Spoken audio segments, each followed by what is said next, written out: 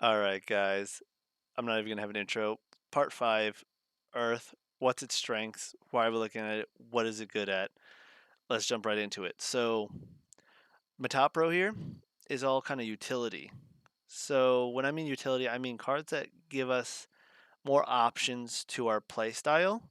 So, Demeter increases attack defense. Again, we know that Demeter and Zeus aren't the best, strongest gods, but they're always good next targets. So we're going to kind of not spend too much time on that. Clovey, Drataya, and Successor all give us draw potential. So Clovey gets us a draw card every time it receives Earth. So when you enchant it, it receives Earth. If you Nexus to it, it's receiving Earth. Draw some cards. Clovey's an alright card. I thought it was kind of garbage when I first saw it, but I've seen some people use it to some pretty good effect with like Circles of the Skies to draw a bunch of cards. So I've come around. I think Clovey's a little bit better, but Clovey's not the greatest. Drataya I thought was amazing as well, like when I first saw it, but like it's a little rough because you require to get the neutral card Ambrosia as well with it. But when this card, if you can pop one Ambrosia with one Drataya into play, you've made up for everything already. So I like Drataya, great utility drawing card.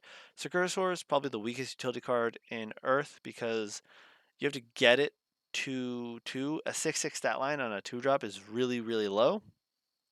It's probably the lowest attack of any of the 2-drops.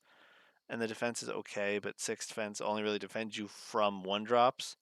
But you can expend 2 to draw 2 cards, which is okay. You know, it lets you Nectar of Gods on a stick. That's alright.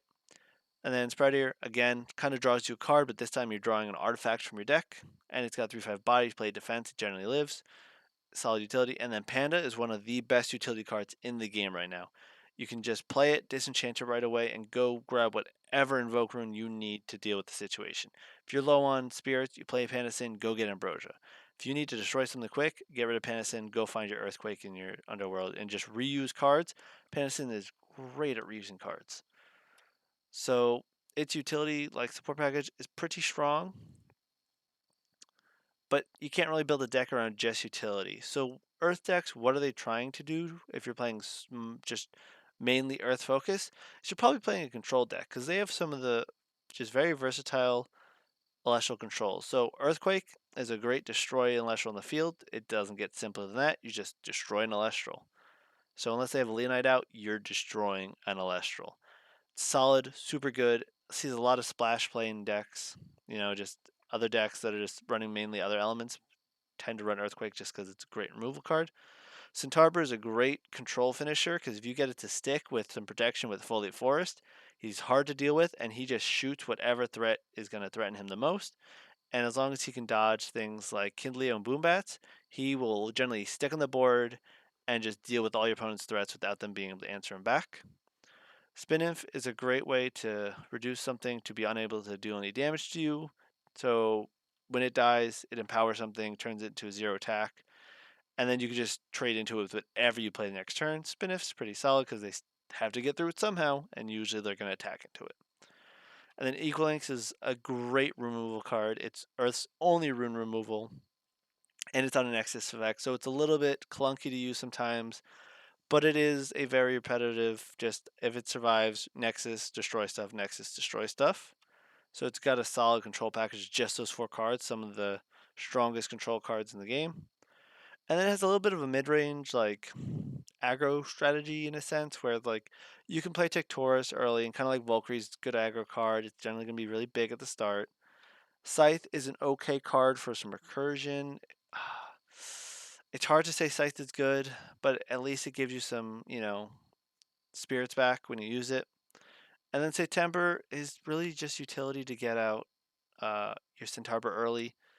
So I'm not super sold on Centaur or September because you usually go in September with Scythe of Demeter to get Centaur out early. I'm not super happy about that interaction. But if you're making an Earth deck, even though Earth has the most kind of utility package, you're generally probably going with the control deck with, we can move Panacin into the control element because we can get back Earthquake and Ambrosia to survive longer. And then your subtypes, if you're playing Earth as a sub theme, you're probably playing, either maybe the Sprouty or Panacin in your support package. You might be playing Clovey in your support package. You're almost definitely playing Earthquake in your support package as like a secondary element. but you're not really playing much else if Earth is not your main element. If Earth is your main element, you're playing Panda and Earthquake, maybe Sprouter if you're going for an equipment strategy. Not much else. So Earth is either. I think Earth is honestly one of the best splash elements because Earthquake is so good, Panda's so good. But if you're making an Earth deck, it's got to be generally a slower control deck because it doesn't really have the aggressive bodies it needs to keep going. And then briefly we'll look at Spinosect since we're here.